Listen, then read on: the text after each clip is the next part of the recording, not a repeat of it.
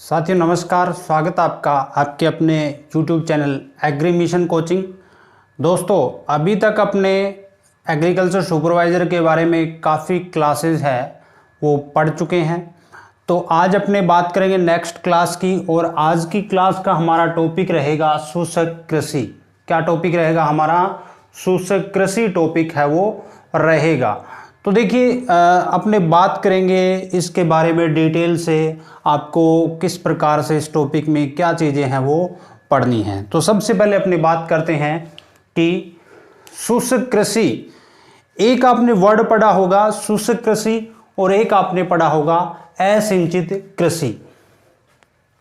सबसे पहले अपने बात करें यदि शुष्क कृषि क्या होता है और असिंचित कृषि क्या होता है। शुष्क कृषि एक होता है असिंचित कृषि, असिंचित कृषि, शुष्क कृषि और असिंचित कृषि। अब देखिए शुष्क कृषि क्या होता है, कॉमन वर्ड में अपने या सामान्य रूप से बात करें कि शुष्क कृषि क्या होता है, यानी ऐसे स्थान जहां का मौसम कैसा हो, वहां की जलवायु कैसी हो, शुष्क व अर्ध शुष्क जलवायु हो। यहां की जलवायु है वो कैसी हो, शुष्क और अर्ध शुष्क, शुष्क व अर्ध शुष्क जलवायु। और असिंचित कृषि वाले क्षेत्रों की जलवायु कैसी हो, आर्द्र व अर्ध आर्द्र, अर्ध आर्द्र। और यहां क्या होता है, जो वाष्पीकरण है, वाष्पीकरण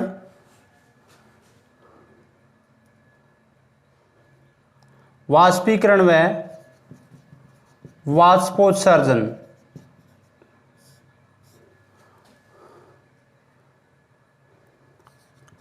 वर्षण से अधिक। अब देखिए इसका मतलब क्या हुआ, वाष्पीकरण का मतलब तो ये हुआ जो पानी के से पत्तियों जो हमारी क्रॉप कैनोपी है या जो हमारी वनस्पति है, उस भूमि पे वनस्पति के अलावा जो पानी उड़ रहा है, यानी जो भूमि के सरफेस से पानी उड़ रहा है, वो क्या कहलाता है, वाष्पीकरण कहलाता है, जिसे क्या कहते हैं, इवापोरेशन कहते हैं। और वाष्पोत्सर्जन की बात करें, देखिए वाष्पोत्सर्जन क्या होता है, यानी जो पत्तियों की सतह होती है उससे जब पानी उड़ता है, या जो ग्रीनरी होती है, या कह सकते हैं जो हमारी क्रॉप कैनोपी होती है उससे जो पानी उड़ता है उसे क्या कहते हैं, अपने वाष्पोत्सर्जन या ट्रांसपायरेशन कहते हैं। तो वर्षण का मतलब क्या होता है, प्रेसिपिटेशन, चाहे ओलावृष्टि हो, चाहे आपकी वर्षा हो, चाहे बर्फ हो, चाहे ओस हो, किसी भी रूप में जब पृथ्वी की सरफेस पे पानी पहुंचता है उसे ही क्या कहते हैं, वर्षण कहते हैं। यानी वर्षण के अंदर सभी रूप आते हैं जो नमी जो पृथ्वी की सतह तक पहुंचती है। अपनी बात करें कि वर्षण इस क्षेत्र में शुष्क कृषि में क्या होता है, वाष्पीकरण और वाष्पोत्सर्जन दोनों होते हैं, उससे कि वर्षण क्या होता है, अधिक होता है, और यह शुष्क व अर्ध शुष्क क्षेत्रों में रहता है। और यहां पर क्या होती है,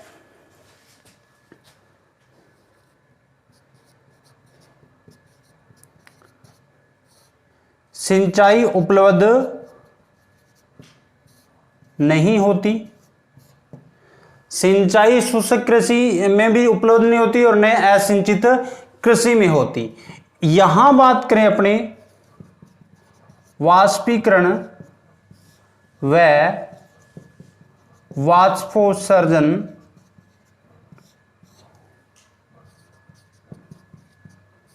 वर्षण से कम।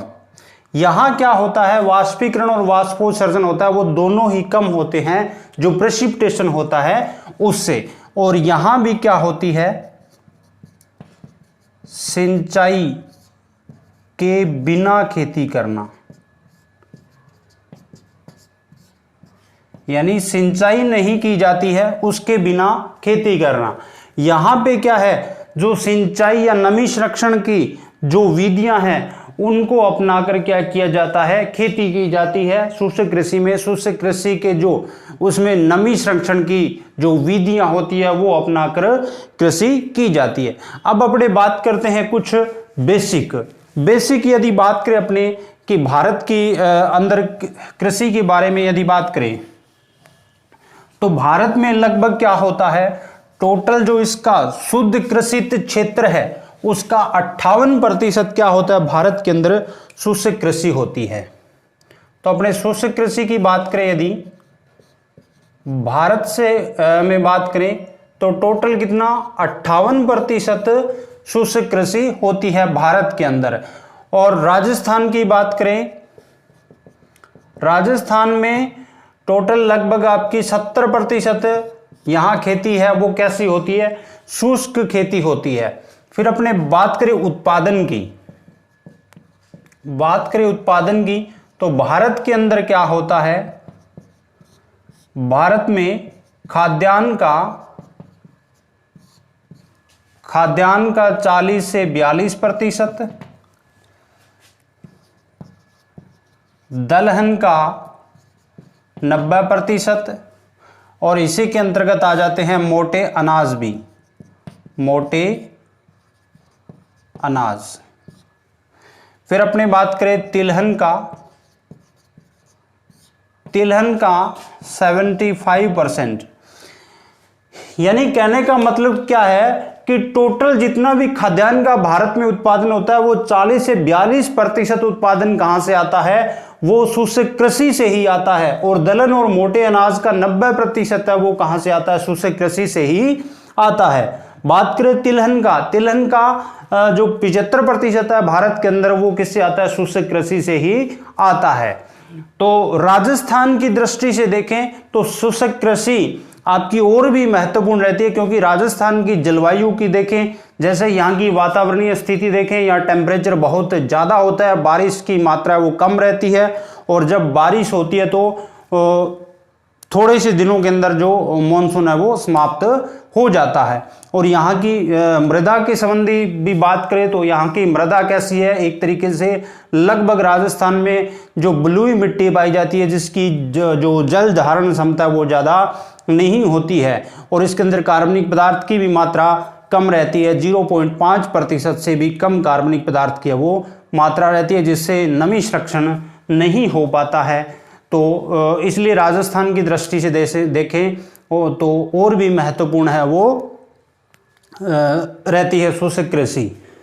फिर यहाँ बात करें सिंचाई के साधनों की भी कमी है, सिंचाई के साधन है वो उपलब्ध नहीं है। राजस्थान का जो उत्तरी भाग है गंगानगर और हनुमानगढ़ थोड़ा इन चीज़ों में डेवलप है, वहाँ नहरों से सिंचाई होने के कारण सिंचाई के साधन है। बाकी राजस्थान का जो वाटर लेवल है वो भी क्या है, नीचे है, यानी पानी है वो गहरा जा चुका है, यानी पानी का बहुत बड़ा राजस्थान में संकट है। इसीलिए शुष्क कृषि और महत्वपूर्ण है वो राजस्थान में हो जाती है। अब आप बात करेंगे शुष्क कृषि जो होती है, यानी आपकी ड्राईलैंड एग्रीकल्चर है। ड्राईलैंड एग्रीकल्चर को अपने वर्षा के आधार पर 3 भागों में बांटते हैं। कितने भागों में बांटेंगे, 3 भागों में बांटेंगे वर्षा के आधार पर। ड्राईलैंड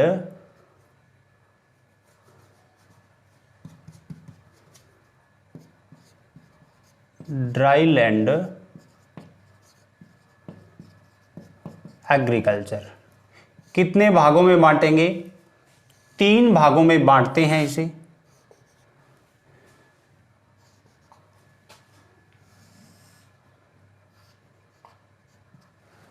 तीन भागों में कौन कौन से भाग है जिसमें बांटते हैं। सबसे पहला हमारे पास रहता है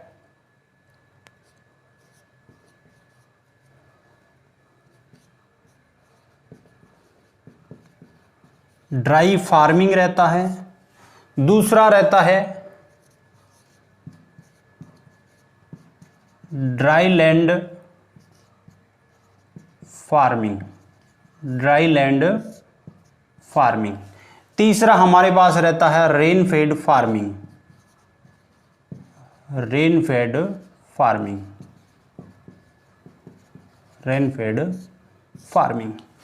देखिए ये बांटा इस किसके आधार पे गया, वर्षा की मात्रा के आधार पर। किस आधार पे, वर्षा की मात्रा के आधार पर, मात्रा के आधार पर। इन चीजों को आपको अच्छे से याद रखना है। देखिए यदि वर्षा की मात्रा के आधार पे इनके ड्राई फार्मिंग की बात करें, देखिए ड्राई फार्मिंग के अंदर क्या होता है, यहां वर्षा रहती है, वर्षा की मात्रा है वो रहती है 750 mm से कम बरसात होती है। जिन क्षेत्रों में 750 mm से कम वर्षा होती है उसे उसे क्या कहते हैं, उन क्षेत्रों में कृषि करना ड्राई फार्मिंग कहा जाता है। और यहां फसल की अवधि की बात करें, फसल की जो अवधि होती है वो रहती है 75 दिन से कम रहती है। क्या रहती है, 75 दिन से कम रहती है। दो क्राइटेरिया आपको याद रखने हैं। यहां वर्षा की मात्रा की बात करें, यदि यहां वर्षा की मात्रा रहती है 750 से 1150 mm के बीच में रहती है, और यहां फसल की जो अवधि होती है, फसल अवधि, यहां फसल की अवधि रहती है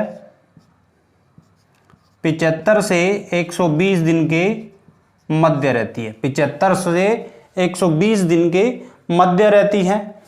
नेक्स्ट रेन फेड फार्मिंग की बात करें, रेन फेड फार्मिंग में क्या होता है, वर्षा की जो मात्रा रहती है, वर्षा की मात्रा रहती है 1150 mm से अधिक, और फसल की जो अवधि रहती है, फसल अवधि वो रहती है 120 दिन से क्या रहती है, अधिक रहती है, 120 दिन से अधिक रहती है।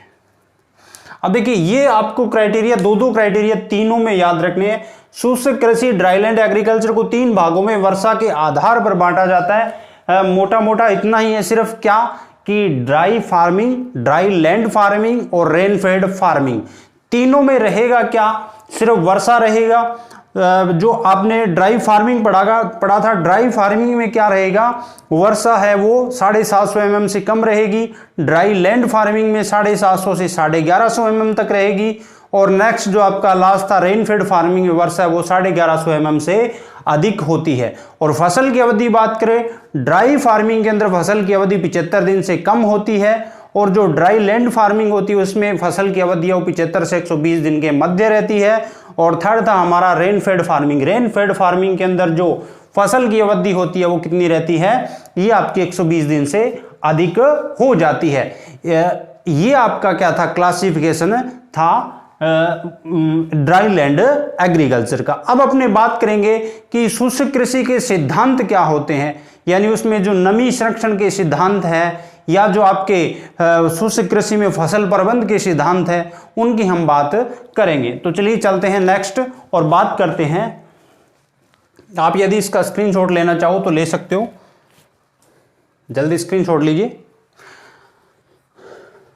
नेक्स्ट अपने बात करते हैं, अब शुष्क कृषि के सिद्धांतों की बात करेंगे। शुष्क कृषि के सिद्धांतों की बात करेंगे। शुष्क कृषि के सिद्धांत,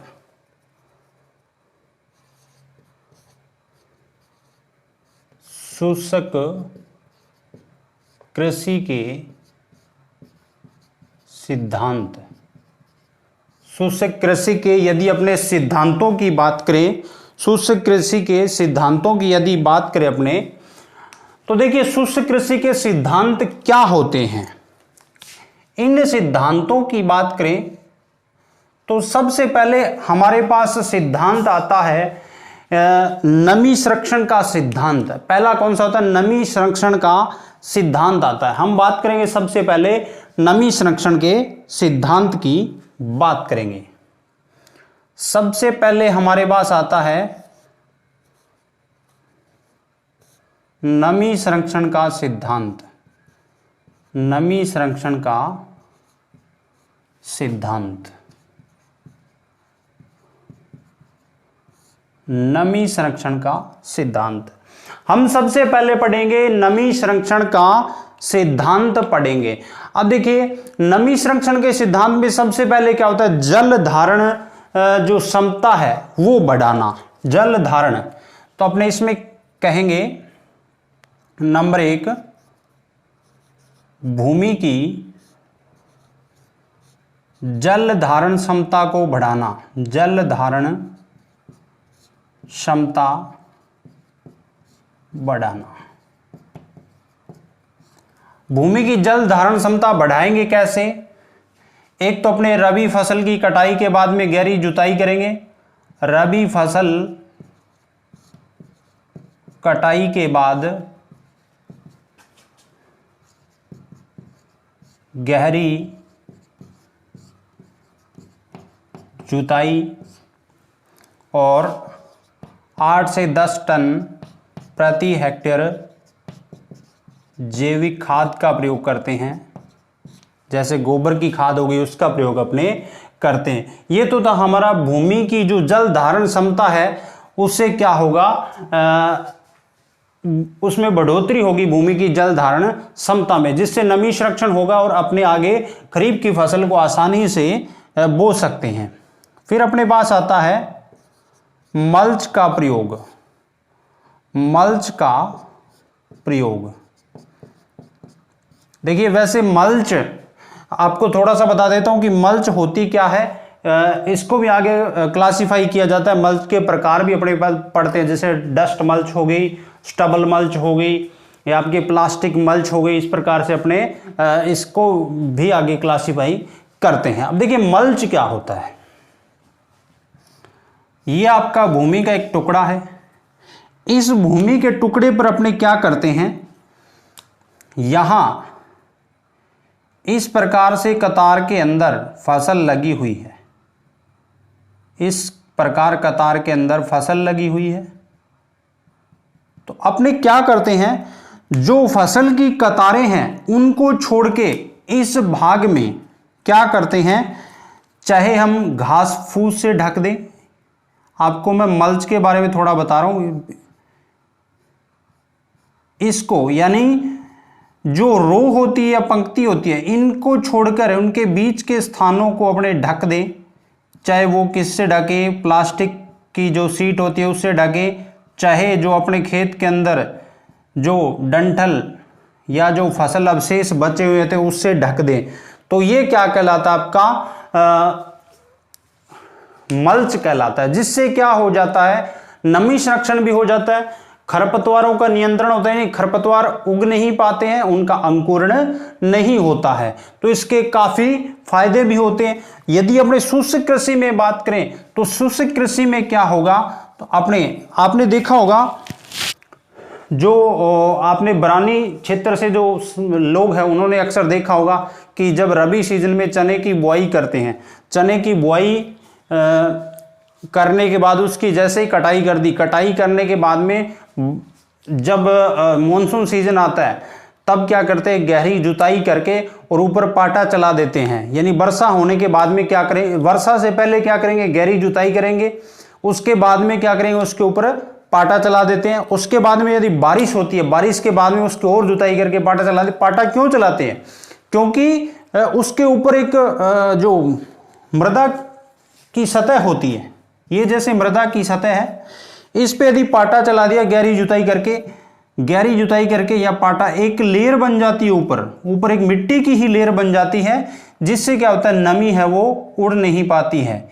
इसे क्या कहते हैं, डस्ट मल्च कहते हैं। क्या कहते हैं, डस्ट मल्च कहा जाता है। धूल पलवारना कहते हैं हिंदी में, इसे क्या कहते हैं, धूल पलवारना कहा जाता है। तो अपने क्या सकते हैं, मल्च का प्रयोग कर सकते हैं। यानी 5 सेंटीमीटर जो मिट्टी के लेयर है वो बना देते हैं। मल्च के प्रयोग के बाद में अपने बात करेंगे, यदि जो पौधों द्वारा जो वाष्पोत्सर्जन होता है उसकी मात्रा को कम कर सकते हैं। तो तीसरा अपने क्या कह सकते हैं, पौधों द्वारा होने वाले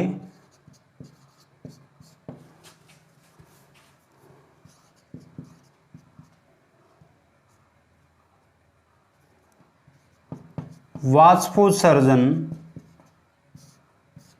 को कम करना। अब देखिए पौधों द्वारा, पौधों में क्या होता है, ये आपका यहां मान लो एक पौधा है, ये देखिए ये पौधा इस प्रकार से, ये पौधा क्या करेगा, ये आपका सूर्य है,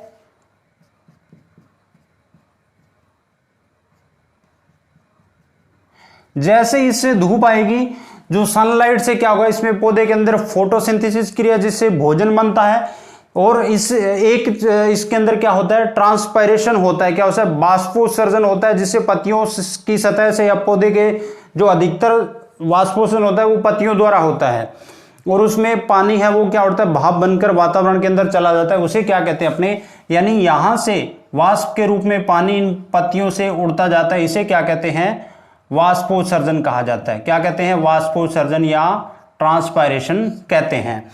तो इससे क्या होता है, शुष्क क्षेत्रों में पानी की वैसे ही कमी होती है, और ज्यादा टेम्परेचर होने के कारण पानी अधिक मात्रा में, यानी उसकी जड़ क्षेत्र को पानी जितना मिल रहा है उससे कहीं न ज्यादा क्या होता है, अपने पास से पानी है वो उड़ता रहता है। अब पानी जितना ज्यादा उड़ेगा उतना क्या होगा, पौधा स्ट्रेस में आएगा, उससे पौधा क्या हो सकता है, मर सकता है, यानी पौधा जल सकता है और खत्म हो जाता है। उसके लिए अपने क्या कर सकते हैं, जो वाष्पोत्सर्जन की मात्रा को कम कर सकते हैं। और कम कैसे कर सकते हैं, मार्केट के अंदर क्या है, कुछ ऐसे रसायन या जो केमिकल्स है वो मिलते हैं, जिनका छिड़काव कर दे तो क्या होता है, एक लेयर बन जाती है उनके ऊपर, और वो क्या कर देते हैं, वाष्पोत्सर्जन की दर है, यानी पानी जो उड़ने की दर है उसको कम कर देते हैं। उन्हें क्या बोलते हैं, एंटी ट्रांसपायरेंट्स बोला जाता है। क्या कहते हैं उनको, एंटी ट्रांसपायरेंट्स,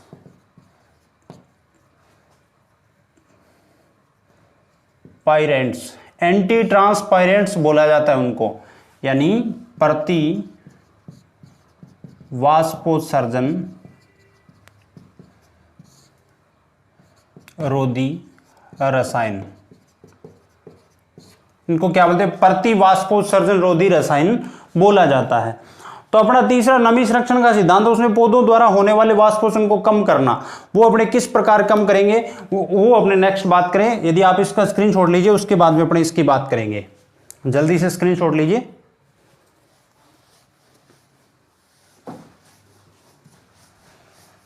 नेक्स्ट देखिए, वाष्पोत्सर्जन को करेंगे कम, कैसे करेंगे। नमी संरक्षण का अपना जो सिद्धांत था, इसमें अपने थर्ड पढ़ा था, वाष्पोत्सर्जन को कम करके,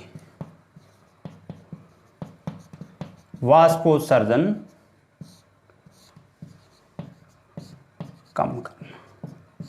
अब देखिए कम करेंगे कैसे, अपने उन पदार्थों का प्रयोग करेंगे, किसका, वाष्पोत्सर्जन रोधी पदार्थ। इसको अपने बांटते हैं 3 भागों के अंदर। कितने भागों में बांटेंगे, 3 भागों में। जो वाष्पोत्सर्जन रोधी पदार्थ होते हैं इनको अपने 4 भागों में बांटेंगे। कितने भागों में बांटेंगे, 4 भागों में बांटेंगे। 1 2 3 4।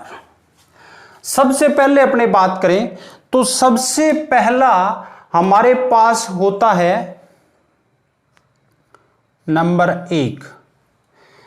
वाष्पोत्सर्जन रोधी पदार्थ होते क्या है वो आपको मैंने बता दिया कि वाष्प, जैसे ये पत्ती है, ये पत्ती है, ये पत्ती है,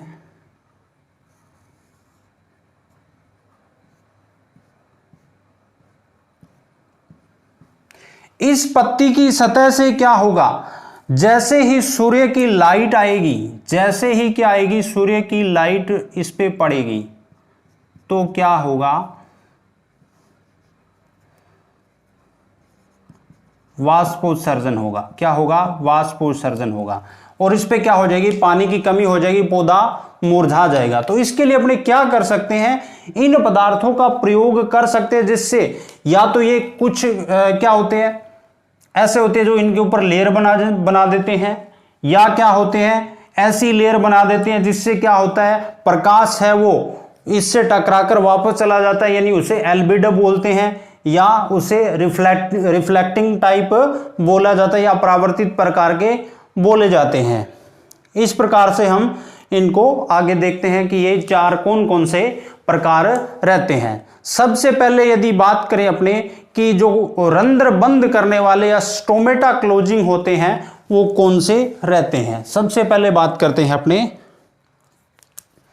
रंध्र बंद करने वाले, रंध्र बंद करने वाले स्टोमेटा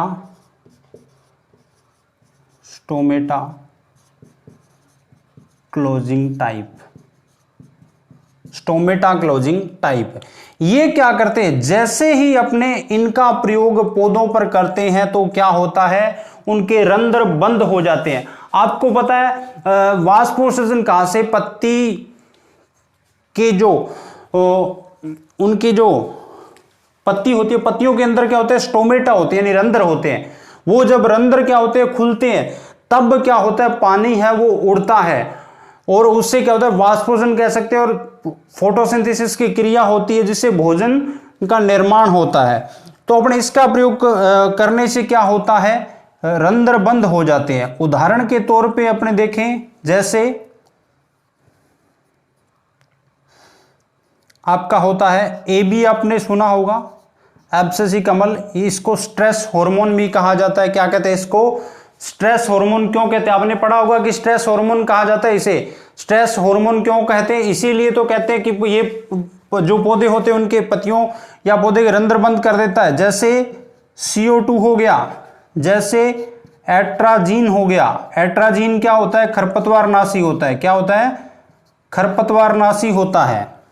जैसे आपका फिनाइल मर्क्यूरिक एसीटेट होता है, फिनाइल मर्क्यूरिक एसीटेट होता है, फिनाइल मर्क्यूरिक एसीटेट होता है, इसका प्रयोग कर सकते हैं। तो यहां से क्वेश्चन पूछा जाता है कि निम्न में से रंध्र बंद करने वाला जो वाष्पोत्सर्जनरोधी पदार्थ है वो कौन सा है, ABA, CO2, एट्राजीन, और एक आपको और ऑप्शन दे देगा जैसे केओलिन। एक एग्रीकल्चर सुपरवाइजर जो पिछला एग्जाम है उसमें भी क्वेश्चन पूछा जा चुका है। नेक्स्ट अपने बात करते हैं, ये हो गए अपने कौन से हो गए, जो स्टोमेटा क्लोजिंग है या रंध्र बंद करने वाले हो गए। फिर अपने बात करेंगे परावर्तित करने वाले पदार्थों को, परावर्तित करने वाले पदार्थ। 2 नंबर हमारे पास है परावर्तित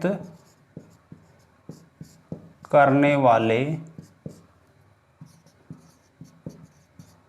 पदार्थ, परावर्तित करने वाले पदार्थ, इन्हें क्या कहते हैं, रिफ्लेक्टिंग टाइप, रिफ्लेक्टिंग टाइप। ये क्या करते हैं, इनका जैसे ही छिड़काव किया तो ये क्या करते हैं, उस पत्ती की सतह पे क्या बना देते हैं, एक लेयर बना देते हैं, और लेयर से क्या होता है, प्रकाश टकराकर वापस चला जाता है, यानी रिफ्लेक्ट, या जिसे क्या कहते हैं, परावर्तित हो जाता है। अब परावर्तित करने वाले रिफ्लेक्टिंग टाइप में बात करें उदाहरण की, तो इसके अंदर एक उदाहरण होता है केओलिन। क्या होता है, केओलिन 5%। केओलिन 5% का प्रयोग अपने किसके लिए करते हैं, रिफ्लेक्टिंग टाइप जो आपका एंटी ट्रांसपेरेंट्स होता है उसके रूप में इसका प्रयोग किया जाता है। नेक्स्ट अपने बात करते हैं 3rd नंबर की। 3rd नंबर की बात करें यदि,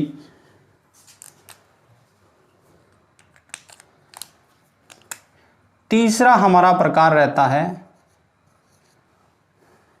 फिल्म फॉर्मिंग टाइप भी कहते हैं। क्या कहते हैं, पत्ती पर आवरण बनाने वाले। कौन से होते हैं, पत्ती पर आवरण बनाने वाले, पत्ती पर आवरण बनाने वाले, पत्ती पर आवरण बनाने वाले, बनाने वाले।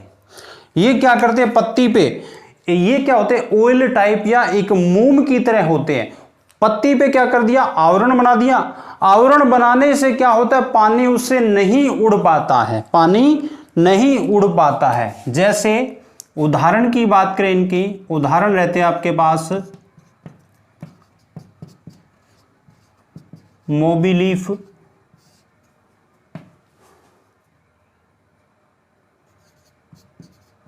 हेक्साडेकनोल, सिलिकन,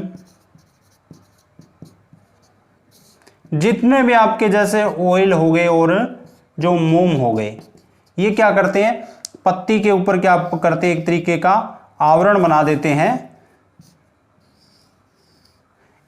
ये पत्ती के ऊपर क्या करते हैं, एक तरीके का आवरण बनाएंगे। आवरण बनाने से क्या होगा, वाष्प उत्सर्जन है वो पानी को ये नहीं उड़ने देते। इन्हें क्या कहते हैं, फिल्म फॉर्मिंग टाइप कहते हैं। क्या कहते हैं, film forming type, film forming type भी कहा जाता है।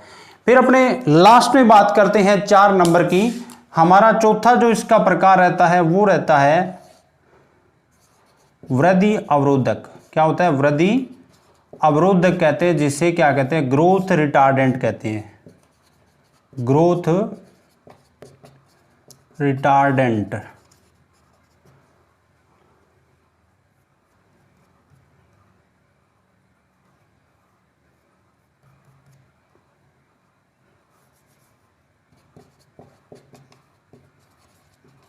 ग्रोथ रिटार्डेंट कहा जाता है। अब देखिए ग्रोथ रिटार्डेंट क्या होता है, ये क्या करते हैं, पौधे की वृद्धि को रोक देते हैं, यानी तने की वृद्धि को रोक देते हैं और जड़ की वृद्धि को बढ़ा देते हैं।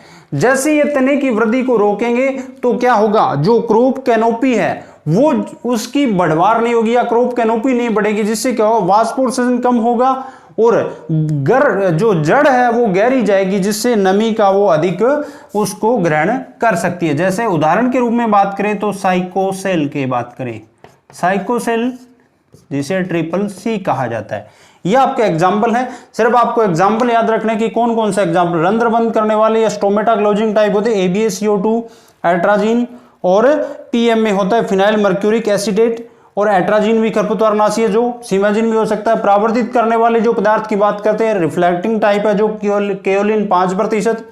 पत्ती पर जो आवरण बनाने वाले होते हैं, जो आपके मोवी लीफ हो गया, हेक्साडेकनोल हो गया, सिलिकॉन ऑयल हो गया, जैसे मोम हो गए, ये जो इस प्रकार के रहते हैं वो फिल्म फॉर्मिंग होते हैं। वृद्धि अवरोधक की बात करें या ग्रोथ रिटार्डेंट की, वो क्या होते हैं, जैसे आपका साइकोसेल हो गया, ये क्या करता है, जो तने की वृद्धि होता है उसे तो क्या करता है, रोक देता है, और जड़ की वृद्धि को क्या करता है, बढ़ाता है, जिससे क्या होता है, वाष्पोत्सर्जन है वो क्या होता है, कम हो जाता है। अब एक चीज का यह ध्यान रखने की हमें आवश्यकता है कि इनका प्रयोग है, प्रैक्टिकल ज्यादा प्रयोग इनका संभव नहीं है। क्यों संभव नहीं है, देखिए ये क्या कर देते हैं, जो प्रकाश संश्लेषण है, प्रकाश संश्लेषण है, इसकी मात्रा को भी क्या कर देते हैं, कम कर देते हैं। प्रकाश संश्लेषण नहीं हो पाता है तो पौधे के अंदर क्या होता है, भोजन का निर्माण नहीं हो पाता है, भोजन का निर्माण नहीं हो पाता है।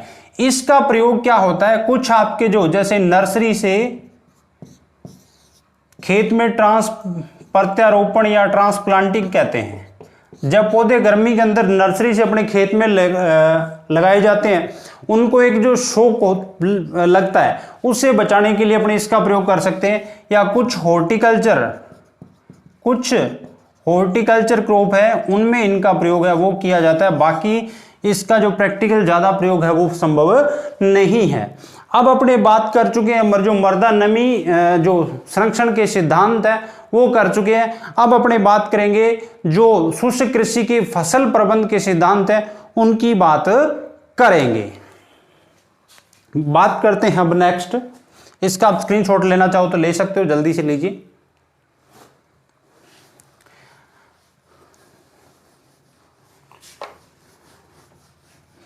नमी संरक्षण के सिद्धांत हो चुके हैं। अब अपने बात करते हैं शुष्क कृषि के सिद्धांतों में अपने बात करें यदि फसल प्रबंध से संबंधित जो सिद्धांत होते हैं, फसल प्रबंध संबंधी सिद्धांत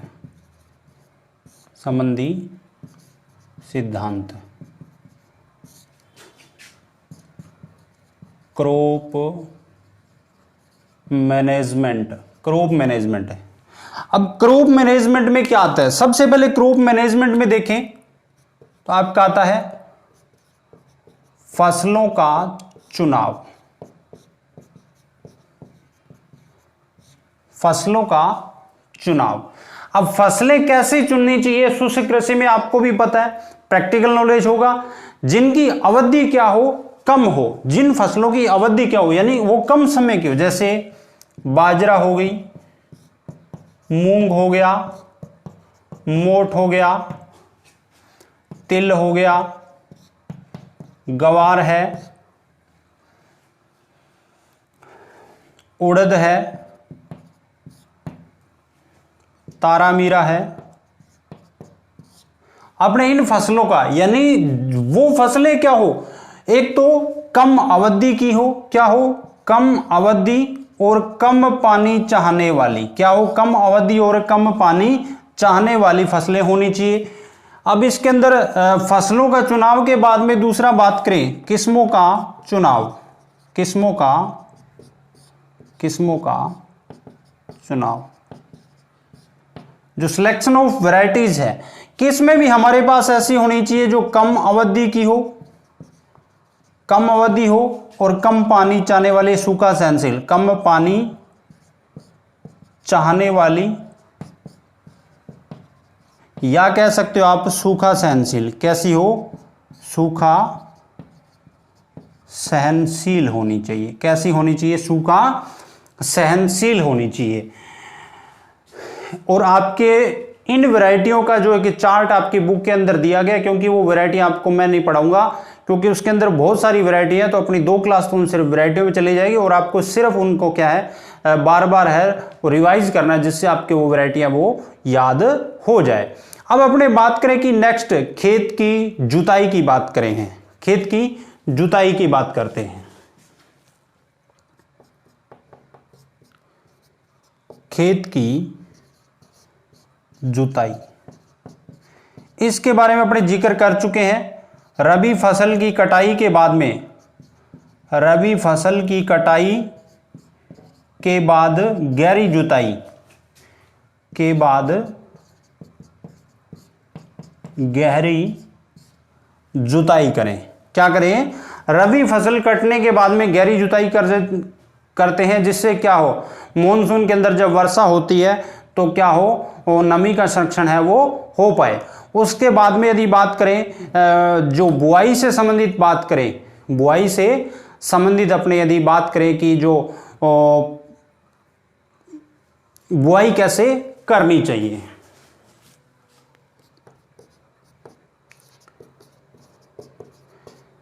सोविंग की बात करें तो सबसे पहले अपने बात करें, एक तो बुआई होनी चाहिए समय पर, कैसी हो, समय पर बुआई हो। दूसरी अपने बात करें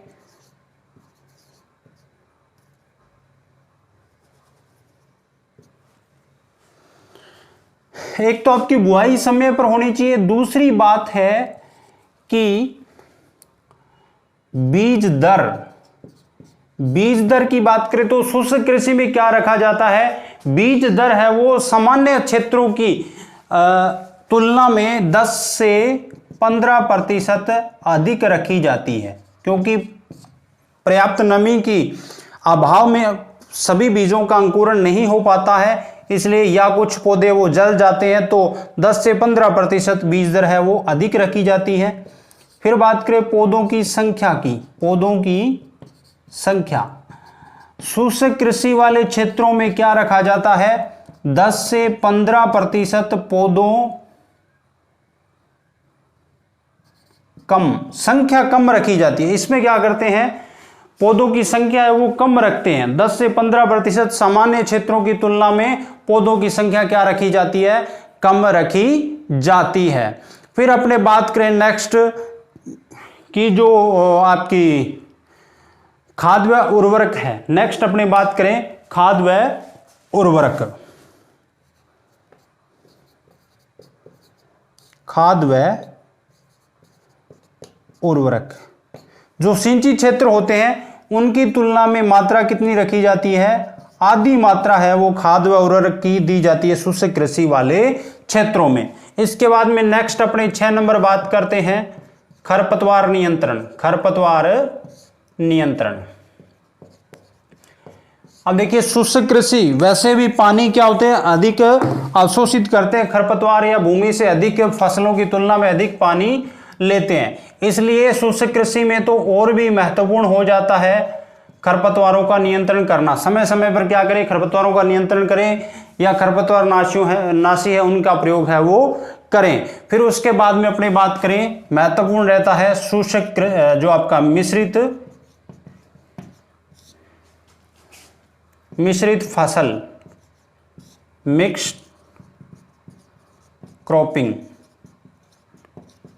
क्रॉपिंग।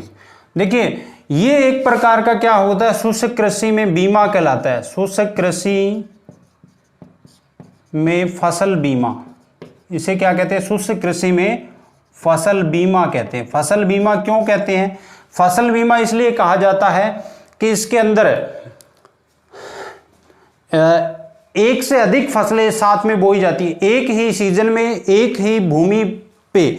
जैसे उदाहरण के तौर पे आपके पास ये एक प्लॉट है शुष्क कृषि के लिए, आप क्या कर रहे हो, इसमें इस प्रकार रो उगाई जाती है, ये आपकी 2 रो हो गई मक्का की, और इन 2 रो के बीच में क्या करेंगे, यहां जैसे ये 2 रो है ये उड़द की लगा दी, ये जो ब्लैक वाली है ये उड़द की है, और जो ब्लू वाली है ये किसकी है, ये मक्का की। ब्लू वाली तो किसकी है, मक्का, और ब्लैक वाली किसकी, उड़द की। इस प्रकार से हम लगा सकते हैं। इससे क्या होता है, यदि एक फसल हमारी नष्ट हो गई तो दूसरी फसल का कुछ न कुछ उत्पादन हमें मिल जाता है। या अपने क्या करते हैं, बहुत ज़्यादा सूखा पड़ने पर क्या करेंगे, जैसे इसके अंदर जो पौधों की संख्या वो कम करते रहते हैं, पंक्तियों में पौधों की संख्या, यानी एक पौधे को छोड़कर अगला पौधा हटा देंगे, फिर अगले पौधे को छोड़ के आगे वाला पौधा हटा देंगे, या और भी बहुत ज्यादा सूखा पड़ने पे एक एक बीच की रो को हटा देते हैं। इस प्रकार से हमारी क्या रहती है, जैसे आपके मूंगफली और तिल को भी अपने लगा सकते हैं। जो 6 पंक्तियां होती है वो किसकी रहती है, मूंगफली और तिल, मूंगफली और तिल को लगा सकते हैं 6:2 में। 6 पंक्तियां तो किसकी होनी चाहिए, मूंगफली की होनी चाहिए, और 2 पंक्तियां किसकी होनी चाहिए, तिल की। बाजरा तिल भी लगा सकते हैं, बाजरा और आपका जो ज्वार और चौला भी लगा सकते हैं, बाजरा और ग्वार भी लगा सकते हैं। इस प्रकार से हम क्या कर सकते हैं, शुष्क कृषि के अंदर ये सिद्धांत अपनाकर नमी का संरक्षण है वो कर सकते हैं। आपको आशा होगी कि आपको अच्छे तरीके से समझ आया होगा, और इस वीडियो में आज के लिए इतना ही। नेक्स्ट अपने बात करेंगे नेक्स्ट वीडियो में। आज के लिए इतना ही, धन्यवाद।